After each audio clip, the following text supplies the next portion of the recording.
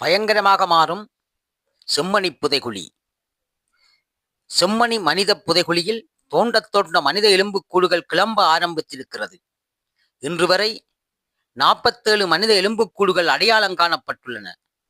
இதுவரை செம்மணி சிந்துப்பாத்தியில் அடையாளம் காணப்பட்ட பகுதியில் 44 எலும்புக்கூடுகள் இனங்காணப்பட்ட நிலையில் ஏனைய பகுதியில் எழுமாற்றமாக இடம்பெற்ற அகழ்விலும் எலும்புக்கூட்டு எச்சங்கள் மீட்கப்பட்டமை செம்மணி சிந்துப்பாத்தி மயானத்தில் பாரிய மனிதக்குழி வலயம் இருப்பதற்கான அறிகுறிகளை வெளிப்படுத்துகிறது.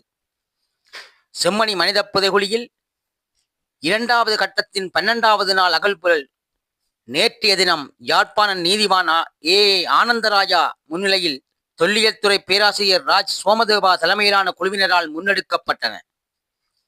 அந்த வகையில் இன்று வரை 44 எலும்புக்கூடுகள் முற்றாக அகழ்ந்தெடுக்கப்பட்டன. 47 எலும்புக்கூடுகள் இதுவரை அடையாளம் காணப்பட்டுள்ளன.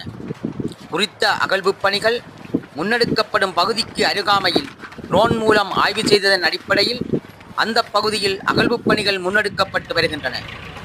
அந்த இடத்திலும் மனித எலும்புக்கூடுகள் இருப்பதற்கான சான்று பொருட்கள் அடையாளம் காணப்பட்டுள்ளமை மனித புதைகுழி பறந்து செல்லும் அறிகுறியை வெளிப்படுத்துகின்றது.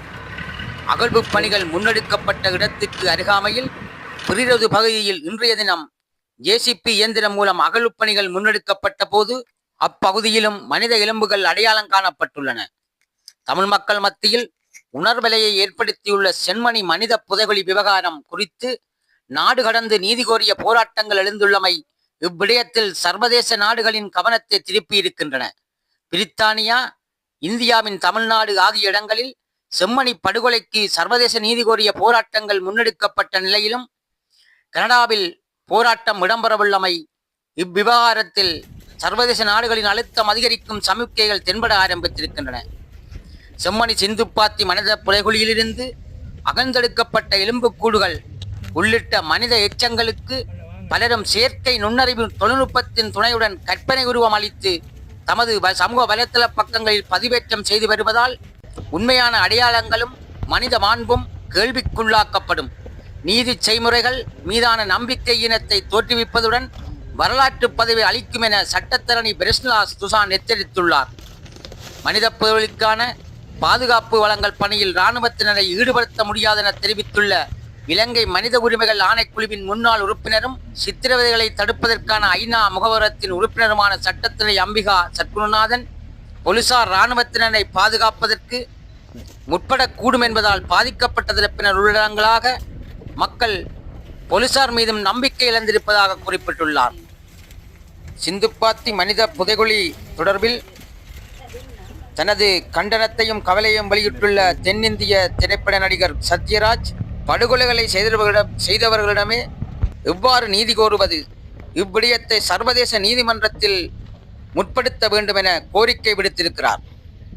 அதாவது தமிழீழ பகுதியில் அமைந்திருக்கும் யாழ்ப்பாணத்தில் செம்மணிங்கிற ஊரில் சித்துப்பாத்திங்கிற பகுதியில் ஒரு மனித புதைகுழியிலிருந்து சடலங்கள் மீட்கப்பட்டிருக்குது. எலும்புக்கூடுகள்னு கூட இருக்கலாம். பார்க்கும்போது ரொம்ப வேதனையாக இருந்தது, ரொம்ப கோரமாக இருந்தது, ரொம்ப கோபமாக இருந்தது, அதிர்ச்சி அளிக்கக்கூடிய விதமாக இருந்தது. அது அனைத்தும் தமிழ் மக்களுடைய உடல்களாகத்தான் இருக்கும் என்பது ஆணித்தரமான அனைவருடைய கருத்தும் கூட. ஏன்னா யுத்த காலத்தில் அந்த பகுதி சிங்கள இராணுவத்தினுடைய கட்டுப்பாட்டில் தான் இருந்ததாக சொல்லப்படுது. அப்புறம் அது அங்கே எரிக்கத்தான் செய்வாங்க, புதைக்க மாட்டாங்க போல இருக்குது.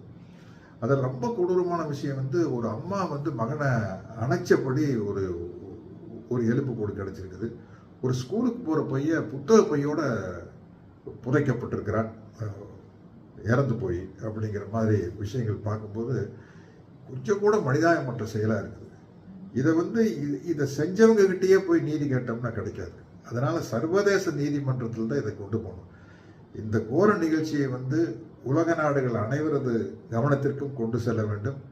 அதற்கு தமிழர்களாகிய நாம் தான் பாடுபட வேண்டும். இது சர்வதேச நீதிமன்றத்தில் இந்த விஷயத்தை கொண்டு போய் சேர்த்து இந்த கொடூரமான விஷயத்துக்கு சரியான நீதி கிடைக்க வேண்டும் என்று நாம் அனைவரும் ஒன்றிணைந்து போராட வேண்டும். விஷயத்தை வெளியே கொண்டு போகணும் அப்படின்னு உங்களில் ஒருவனாக கேட்டுக்கொள்கிறேன். நன்றி, வணக்கம்.